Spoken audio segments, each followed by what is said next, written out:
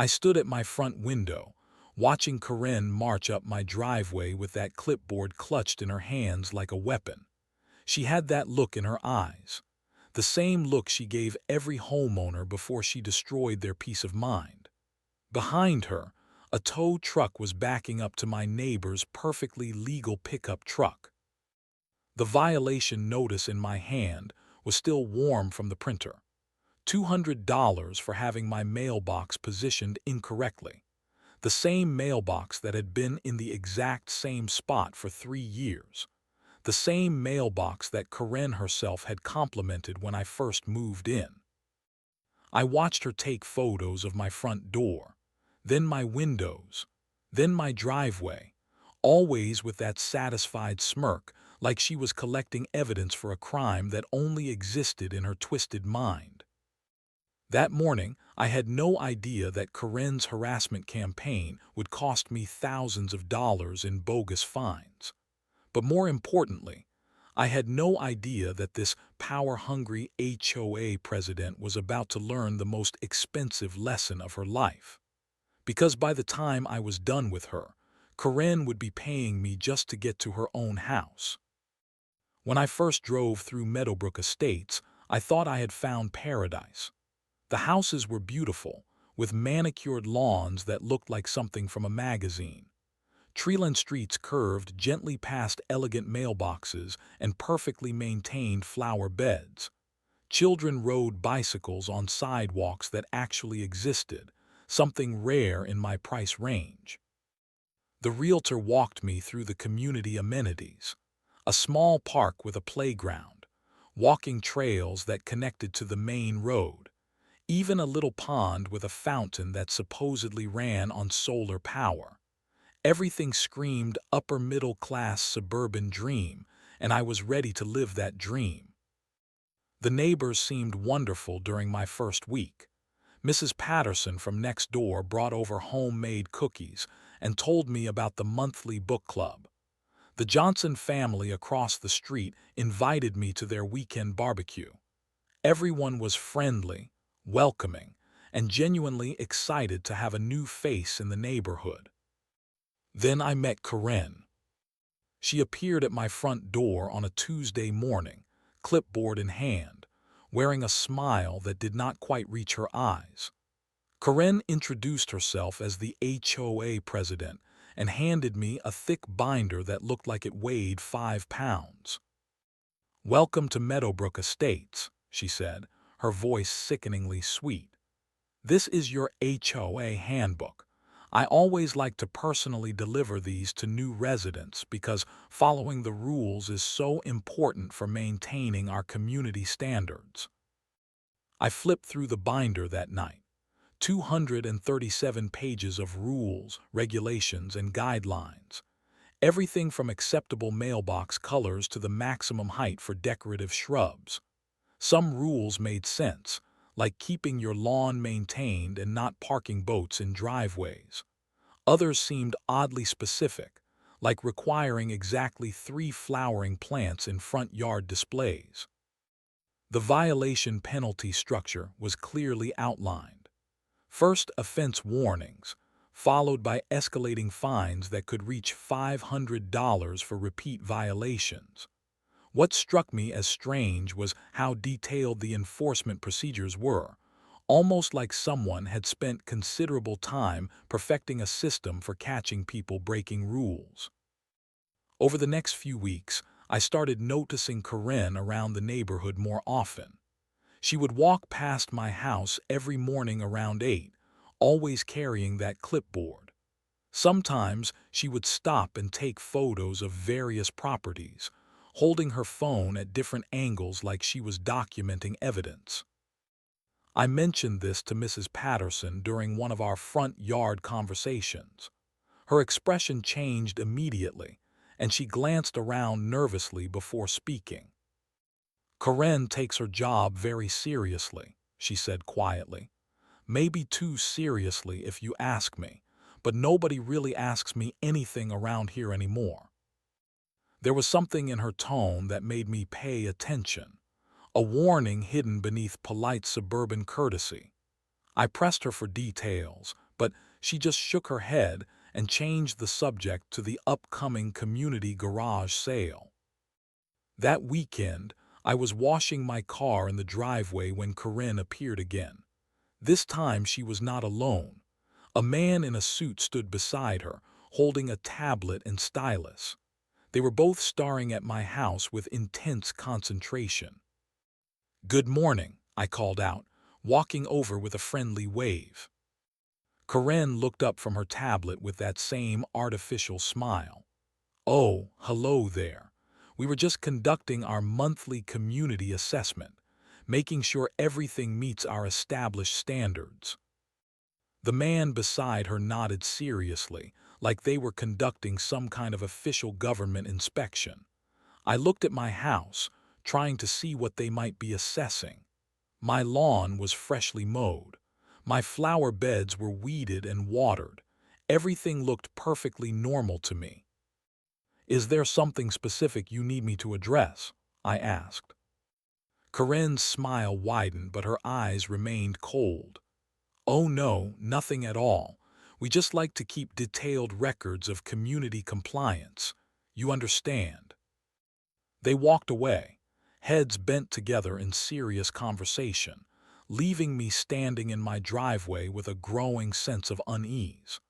I had been living in Meadowbrook Estates for exactly 1 month, and I was beginning to realize that the perfect neighborhood came with a very imperfect price. The first violation notice arrived on a Thursday morning, tucked neatly under my windshield wiper.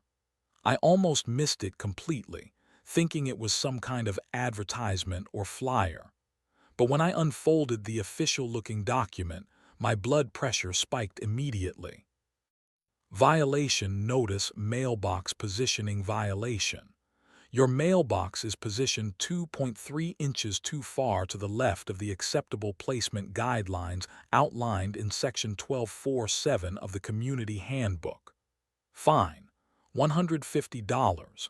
Payment due within 10 days. I stared at the paper in disbelief. My mailbox had been in the exact same position since the day I moved in. I had not touched it, adjusted it, or even thought about it. But according to this notice, I was now a criminal who owed the HOA $150. I grabbed my measuring tape and went outside to check the mailbox position myself. According to my measurements, the mailbox was perfectly centered between my driveway and my neighbor's property line. I checked the community handbook, reading Section 1247 3 times to make sure I understood the requirements correctly. The handbook stated that mailboxes should be positioned reasonably centered between property boundaries. There was no mention of specific inch measurements or precise positioning requirements. The violation notice was complete nonsense. I decided to handle this like a reasonable adult. I called the HOA office number listed on the violation notice and left a polite voicemail explaining that I believed there had been a mistake with the mailbox citation. I provided my measurements and referenced the actual handbook language, asking for the violation to be reviewed and canceled. Corinne called me back within 2 hours. "I received your message about the mailbox violation," she said, her voice carrying a tone of barely contained irritation. "I can assure you that our measurements are completely accurate. We use professional surveying equipment for all violation assessments." "But the handbook does not specify exact measurements," I replied, trying to keep my voice calm and reasonable. "It just says reasonably centered, and my mailbox is clearly centered between the property lines." "The handbook provides general guidelines," Corinne snapped. "But as HOA president, I have the authority to interpret those guidelines with additional specificity when necessary to maintain community standards." I felt my jaw clench. "So you are saying you can make up new rules that are not actually written in the handbook?" "I am saying that I have the experience and authority to ensure this community maintains the high standards that make it such a desirable place to live. Your mailbox is in violation, and the fine stands." She hung up before I could respond. 2 days later, another violation notice appeared. This time it was for uneven grass height in front yard area. The fine was $200. I walked around my entire front yard with a ruler, measuring grass height in dozens of different spots. The variation was less than half an inch across the entire lawn. That same afternoon, I caught Karen standing in front of my house with her phone, taking photos of my grass from multiple angles. When she saw me watching from the window, she waved cheerfully and continued taking pictures. The third violation notice arrived the following Monday. Decorative stone border inappropriate color variation, $175. The stones around my flower bed were natural river rock that I had purchased from the same garden center where half the neighborhood bought their landscaping materials.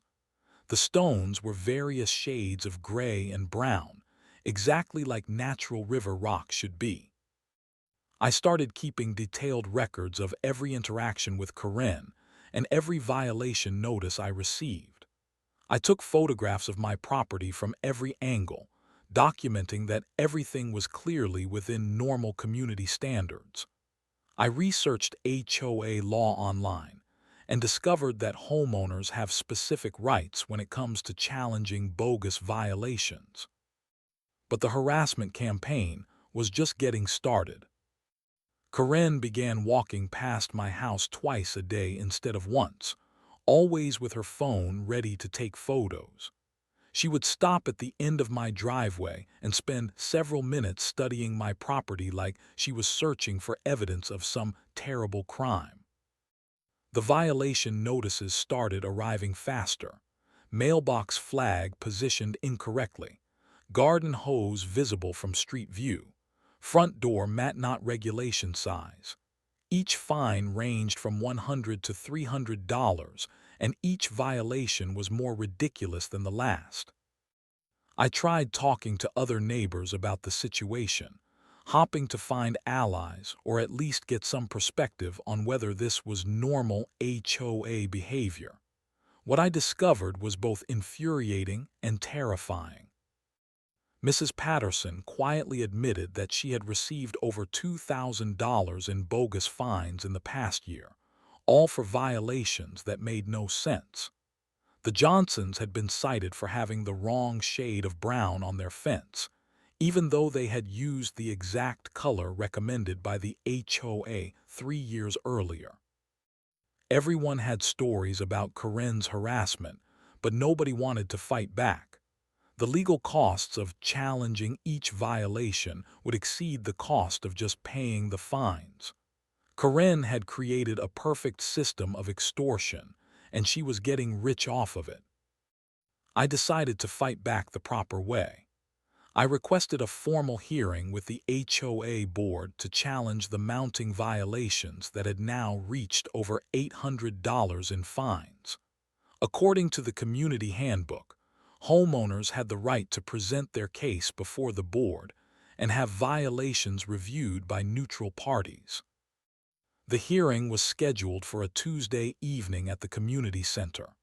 I spent hours preparing my presentation, printing photographs, organizing documentation, and preparing a clear, logical argument that would prove the violations were completely fabricated. When I arrived at the community center, I immediately realized I had walked into a rigged game. The board consisted of 5 people, including Karen as president, but the other 4 members were clearly not neutral parties. There was Karen's next-door neighbor, Bob, who had been receiving lawn care services from Karen's husband's landscaping business for free. There was Linda, whose daughter had been hired for a part-time job at Karen's real estate office. There was Mark, who had mysteriously never received a single violation notice despite having the most overgrown yard in the neighborhood. And there was Susan, who spent the entire hearing nodding along with everything Karen said like a bobblehead doll. I presented my case professionally and thoroughly. I showed photographs proving that my mailbox was properly positioned. I provided measurements demonstrating that my grass height was completely normal. I referenced the exact handbook language that proved my decorative stones were perfectly acceptable. Karen listened to my presentation with a smug expression, occasionally whispering to the other board members and smirking at my evidence. When I finished, Karen stood up and addressed the board like she was delivering a closing argument in a murder trial. As we can see, this homeowner has a clear pattern of hostility toward community standards, she announced. The violations are documented with photographic evidence and professional measurements. The homeowner's aggressive response to these legitimate citations demonstrates exactly the kind of attitude that threatens our community's property values. Bob nodded seriously. I have to say, Karen, I have noticed some concerning maintenance issues in that area of the neighborhood. Linda chimed in. The community standards are clearly outlined in the handbook. We cannot make exceptions just because someone disagrees with enforcement. Mark and Susan nodded along like they were watching a tennis match. The board voted unanimously to uphold all violations and impose an additional $50 fine for frivolous use of board resources. I left that meeting feeling completely defeated. The system was rigged from top to bottom, and Karen had surrounded herself with people who would rubber stamp any decision she made. But my research into the situation was just beginning, and what I discovered next would change everything. I started digging into the HOA's financial records, which were supposed to be available to all homeowners upon request. Karen delayed providing the records for weeks, claiming they needed to be properly formatted before release. When I finally received the documents, I spent hours analyzing every transaction and expenditure. The financial irregularities were staggering. Karen had been paying her husband's landscaping company over $30,000 per year for community maintenance, despite the fact that our community had no common areas that required professional landscaping beyond the small entrance garden. The invoices were vague and overpriced, clearly designed to funnel HOA funds into Karen's personal bank account. She had approved over $15,000 in legal consultation fees to a law firm that turned out to be owned by her brother-in-law. The legal work supposedly performed included document review and compliance assessment, but no actual legal documents existed to justify these payments. Most shocking of all, Karen had been collecting violation fines into a separate account that was not included in the community's official financial statements. Based on my calculations, she had collected over $60,000 in bogus violation fines over the past 3 years, and this money had never been used for any legitimate community purpose. Karen was not just a power-hungry HOA president. She was running a sophisticated embezzlement scheme, using fake violations to extract money from homeowners while simultaneously stealing funds from the community budget. I started reaching out to other neighbors privately, sharing what I had discovered and encouraging them to review their own violation histories. The pattern became clear immediately. Karen targeted specific homeowners with manufactured violations, focusing on people who were less likely to fight back or cause trouble. Elderly residents received the most citations, particularly those living on fixed incomes who could not afford legal representation. New residents like myself were targeted heavily during their first year, before they understood the community dynamics.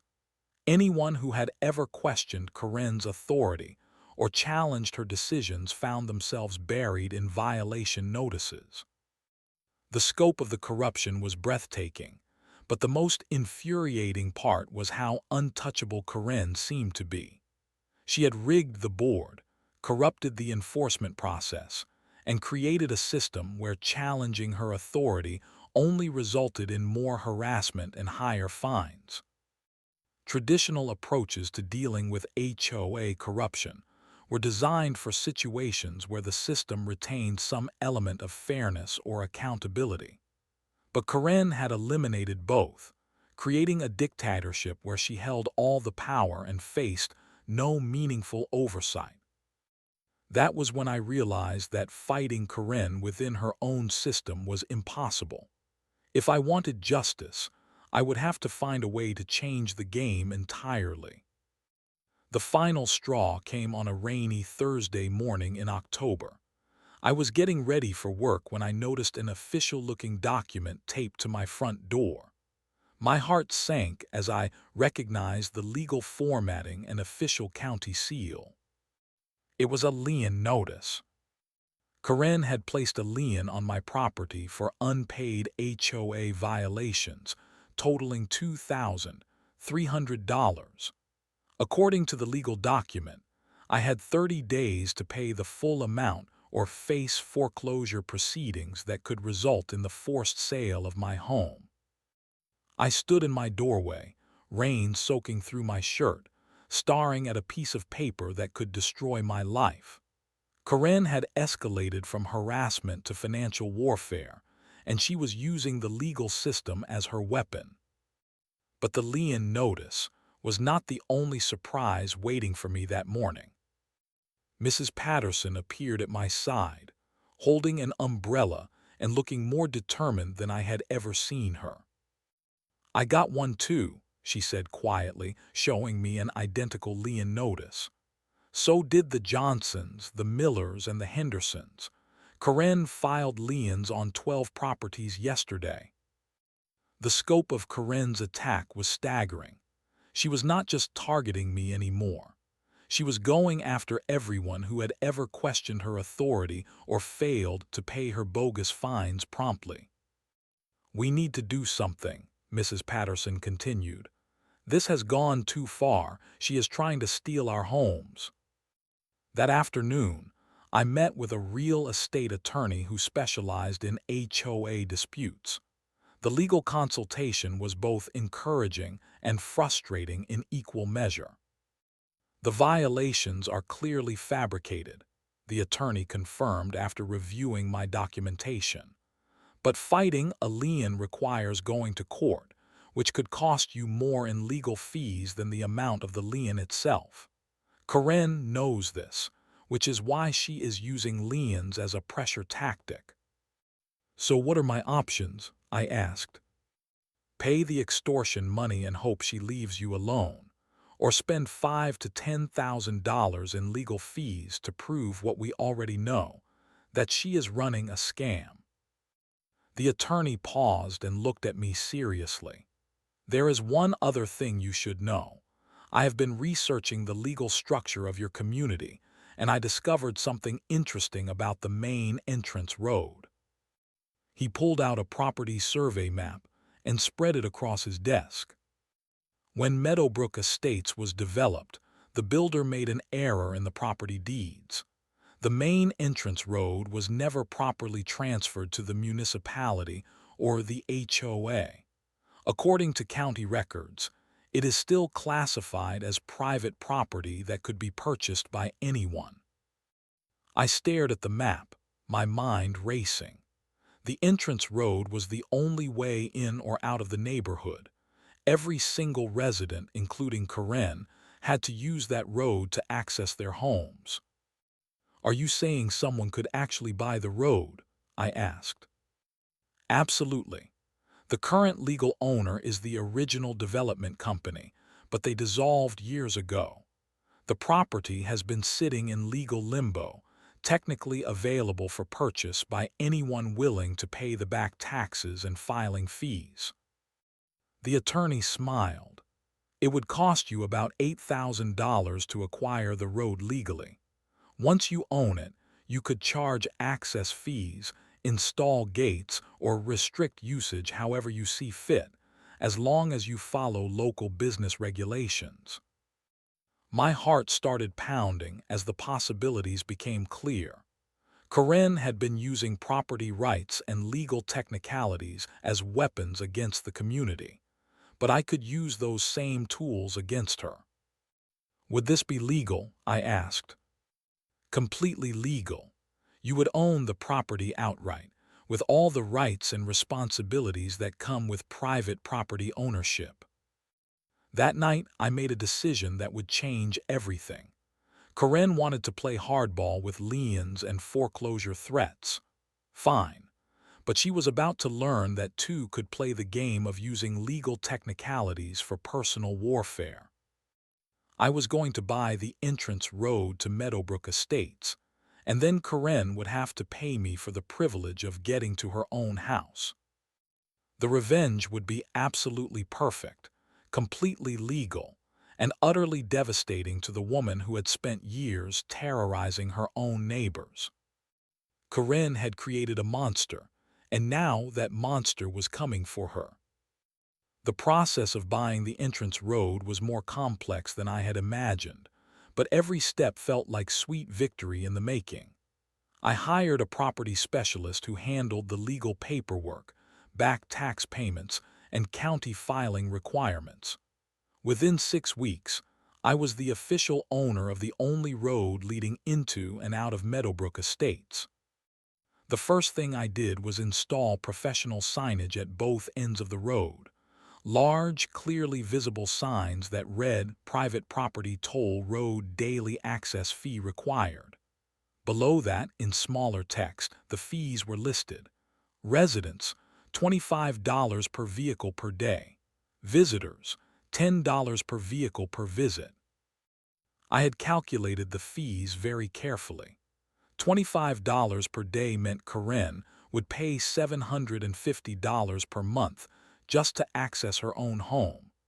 Over the course of a year, she would pay more in road tolls than she had stolen from me in bogus violation fines.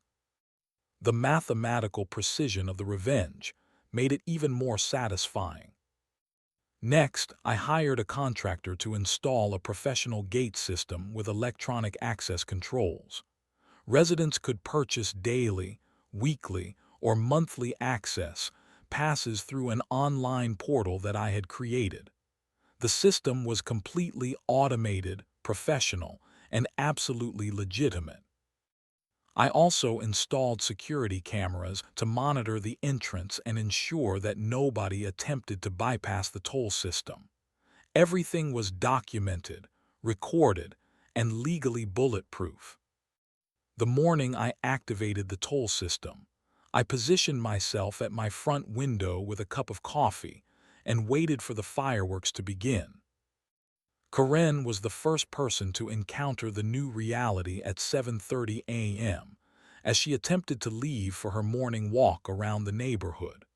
I watched her car slow down as she approached the gate, then stop completely as she read the signs.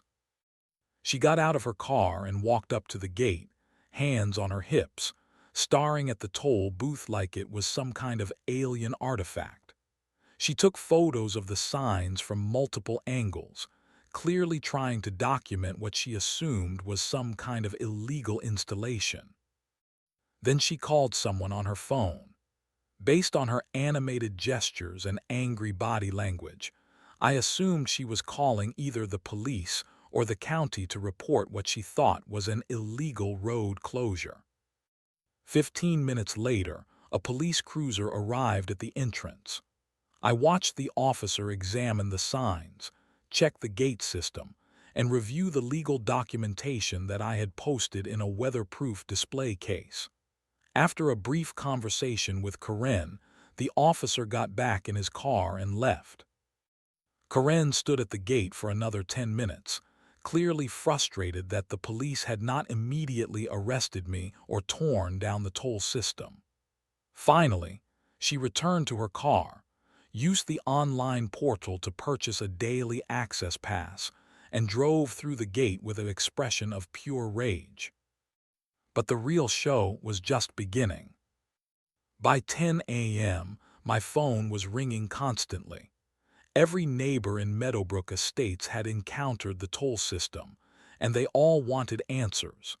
Some were angry, some were confused, but most were curious about how someone had managed to outsmart Corinne so completely. Mrs. Patterson was the first to call with pure delight in her voice. "Is this really legal?" she asked, barely containing her laughter. "Completely legal," I confirmed. "I own the road fair and square, and I have every right to charge access fees for its use." "This is brilliant," she said. "Corinne has been stealing from all of us for years, and now she has to pay you just to get home. How much is she going to owe you?" "Based on her driving patterns, probably around $9,000 per year," I replied. Mrs. Patterson actually cheered. The community reaction was overwhelmingly positive, especially among the residents who had been victimized by Corinne's fake violation campaign. They understood that this was not just petty revenge, but a form of poetic justice that used Corinne's own tactics against her. Corinne, however, was not taking the situation quietly.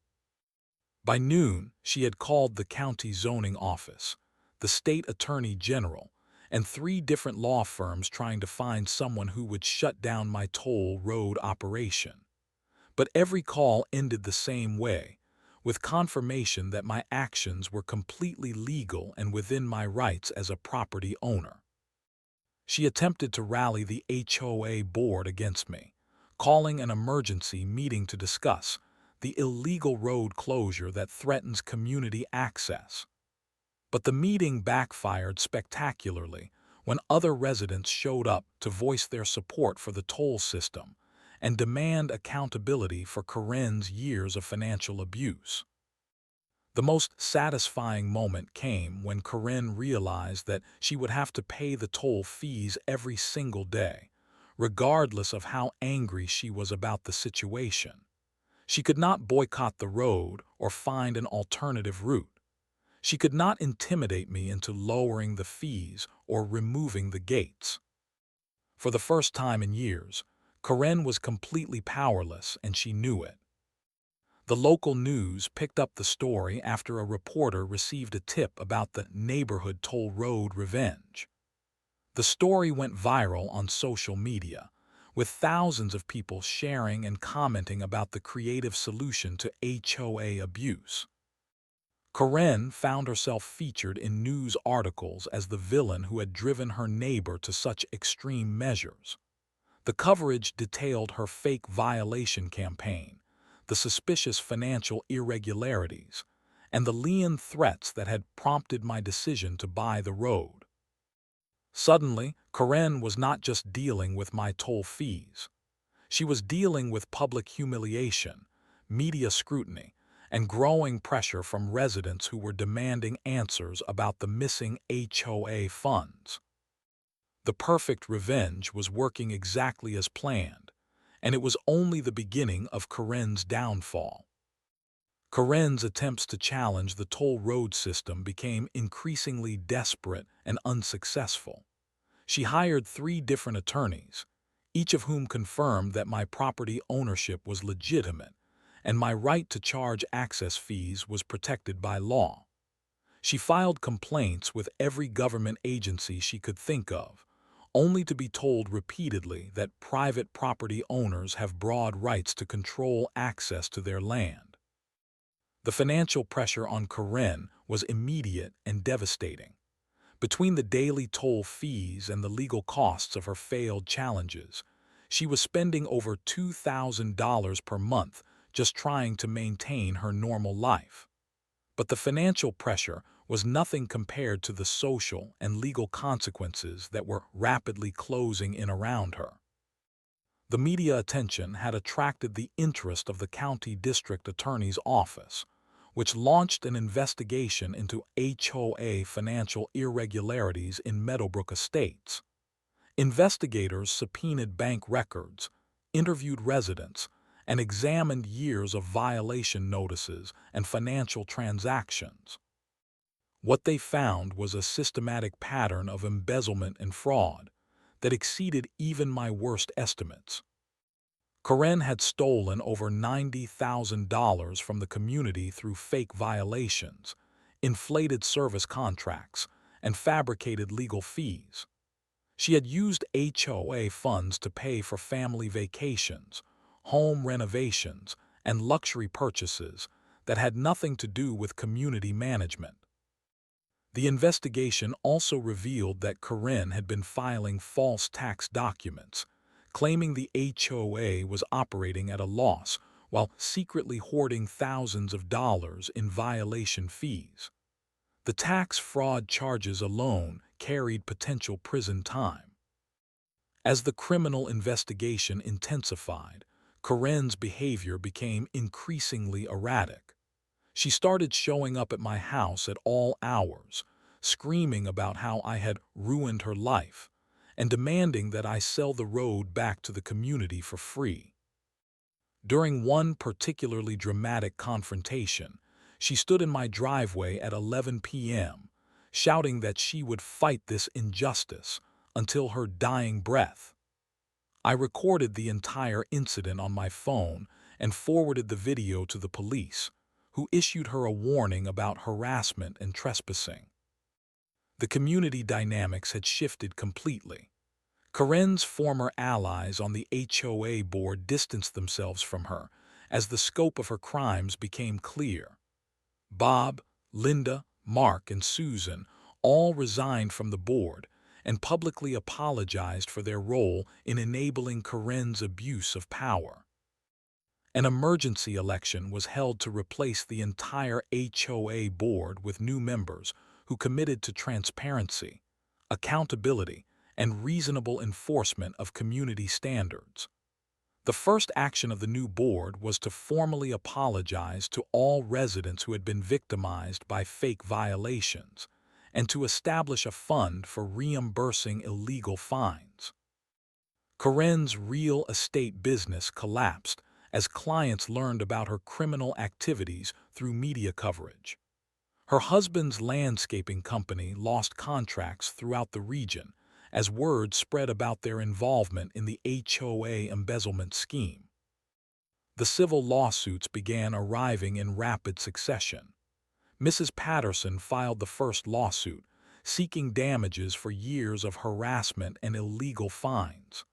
The Johnsons followed with their own lawsuit, as did the Millers, the Hendersons, and eventually over 20 families from the community. Each lawsuit sought not only reimbursement for bogus fines, but also punitive damages for emotional distress, harassment, and abuse of power. The combined legal exposure exceeded $300,000, far more than Karen could possibly pay. But the criminal charges were the most serious consequence of all. The district attorney filed 15 felony counts against Karen, including embezzlement, fraud, tax evasion, and abuse of office. The evidence was overwhelming, documented in years of financial records, violation notices, and testimony from dozens of victims. Karen's first court appearance was covered by local media, showing her in handcuffs being led into the courthouse, while reporters shouted questions about the stolen money and fake violations. The woman who had terrorized an entire neighborhood for years was finally facing real consequences for her actions. During the arraignment, Karen's attorney attempted to negotiate a plea bargain, but the prosecutor was unwilling to accept anything less than full restitution and significant prison time. The criminal case was proceeding to trial, where Karen would face the possibility of spending the next decade in prison. Meanwhile, the toll road continued operating smoothly, generating steady revenue while serving as a permanent reminder of what happens when bullies push people too far. Every day, Karen had to pay $25 just to access her own home, assuming she could still afford to live there after paying legal fees, fines, and civil lawsuit settlements. The new HOA board approached me about purchasing the road back from me, but I declined their offer. The road was generating good income, and more importantly, it served as a deterrent against future HOA abuse. Everyone in the community understood that residents were not powerless victims who had to accept harassment from corrupt officials. The perfect revenge had evolved into something even better than personal satisfaction. It had become a symbol of resistance and a practical tool for preventing future abuse. 6 months after I activated the toll road system, Karen's world had completely collapsed. The criminal trial ended with guilty verdicts on all 15 felony counts, resulting in a 7-year prison sentence and an order to pay full restitution to the community and individual victims. The civil lawsuits were settled out of court, forcing Karen to liquidate her assets to pay damages to the families she had victimized. Her house went into foreclosure, her business was dissolved, and her husband filed for divorce to protect himself from further financial liability. But the most satisfying aspect of Karen's downfall was not the legal consequences or the financial ruin. It was the transformation of Meadowbrook Estates into the kind of community it was always supposed to be. The new HOA board operated with complete transparency, publishing monthly financial reports and holding regular community meetings where residents could voice concerns and participate in decision-making. Violation notices were rare and always based on legitimate safety or property value concerns, not manufactured infractions designed to generate revenue. The community organized its first annual block party in over 5 years, with families gathering in the park for food, games, and genuine neighborly interaction. Children rode bikes freely without fear that some minor infraction would result in their parents receiving expensive violation notices. Mrs. Patterson started a community garden in the space that had previously been reserved for Karen's husband's overpriced landscaping projects. The Johnsons organized a neighborhood watch program that actually focused on safety rather than rule enforcement. Families felt comfortable making improvements to their homes without worrying about triggering harassment campaigns. The toll road continued operating successfully, generating enough revenue to cover maintenance costs while providing me with a steady passive income stream. More importantly, it served as a constant reminder that residents were not powerless victims who had to accept abuse from authority figures. The story of Meadowbrook Estates attracted national attention, inspiring other communities dealing with HOA abuse to explore creative solutions to corruption and harassment. I received hundreds of emails from homeowners around the country sharing their own stories of HOA bullying and asking for advice on fighting back against corrupt officials. The lessons I learned from this experience extend far beyond dealing with HOA problems. The most important lesson is that bullies rely on their victims feeling powerless and isolated. Karen's power came from the community's assumption that residents had no choice but to accept her abuse and pay her bogus fines.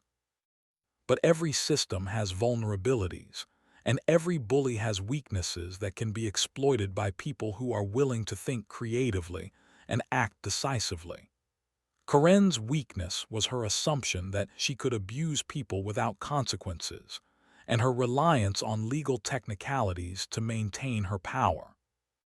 When I turned those same legal technicalities against her, her entire system of control crumbled immediately.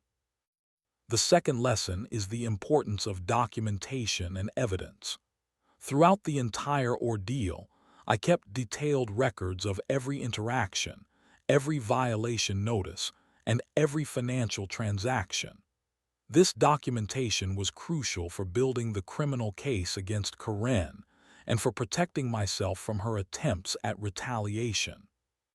The third lesson is that individual resistance can inspire collective action. When other residents saw that Karen could be challenged successfully, they found the courage to speak out about their own experiences and join the fight for justice. Today, I still live in Meadowbrook Estates, but it feels like a completely different place. The community has healed from years of Karen's toxic leadership, and residents have learned to value transparency, accountability, and mutual respect over blind obedience to authority. The toll road remains operational, generating income while serving as a symbol of what happens when ordinary people refuse to accept injustice. Karen is serving her prison sentence, hopefully learning that actions have consequences and that abuse of power eventually comes with a price. Sometimes the best revenge is not getting even, but creating lasting change that prevents future victims from suffering the same abuse. Karen's victims got justice, the community got healing, and I got the satisfaction of knowing that one neighborhood tyrant will never hurt anyone again. Justice served, and lessons learned for everyone willing to listen.